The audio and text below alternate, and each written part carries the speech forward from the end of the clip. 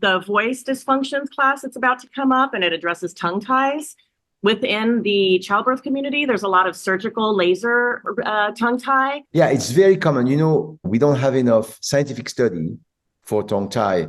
So they are not sure how to diagnose it and how to treat it. So that's why I did this class. So you are able to have a lot of tools to diagnose it and what to do with your hands. If it's not enough, you start with a laser. In adults, you have about 25% of adults that have tongue tie and they don't know it.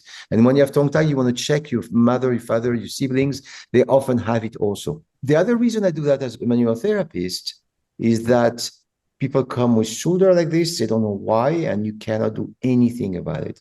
And that can come from all the tension on the tongue tie.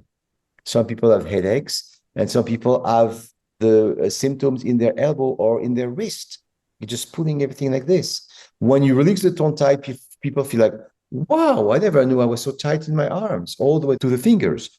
They begin to breathe better. The diaphragm is really stuck also from it. They swallow better, the esophagus is stuck, and you can have things like that. And so when you have tight shoulder, headaches, maybe carpal tunnel, maybe diaphragm problem, thoracic problem, you now will be able to understand and assess it and think about tongue tie when you didn't think about that before.